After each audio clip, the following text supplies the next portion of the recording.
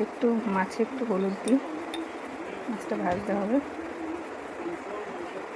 আর একটু নুন দিয়ে দিই। মাছটাকে একটু মাখিয়ে নিই।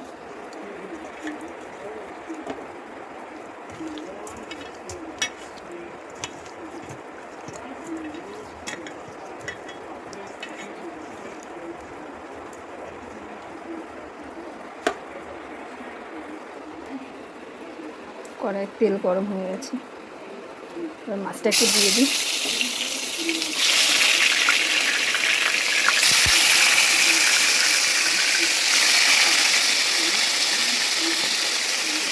চলো মাছটা ভাজা হলে তারপরে দেখাচ্ছি।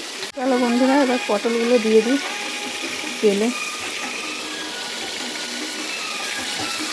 পটলগুলো দিয়ে দিচ্ছি।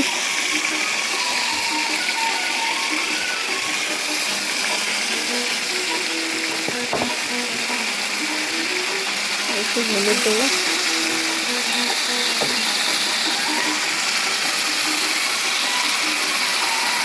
একটু নুন দিয়ে দিচ্ছি। ভাজা ভাজা হলে জল দিয়ে সর্ষে দেবো। পটলটা ভাজা ভাজা হয়ে গেছিলো, একটু জল দিয়েছি, ওটা দেখানো হয়নি। জল দিয়েছি, এখন সিদ্ধ হয়ে গেছে। এবার সর্ষে বাটা, কাঁচা লঙ্কা বাটা আর একটু শুকনো লঙ্কা গুঁড়ো দিয়ে দেবো। ও আর দুপোয়া রসুন ছিল, দুপোয়া রসুনও দিয়েছিলাম এই সর্ষের সাথে বেটে।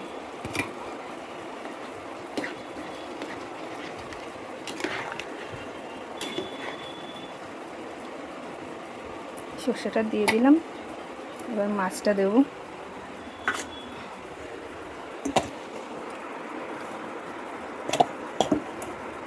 এই যে মাছ ভাজাটা,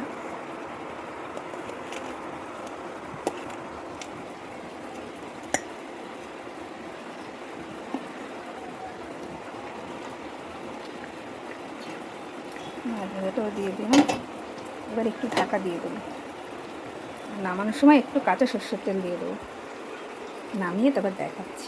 এই যে বন্ধুরা, আমার সর্ষে দিয়ে পটল তেলাপিয়া রান্না হয়ে গেছে। চলো দেখি আর কি রান্না করা যায়।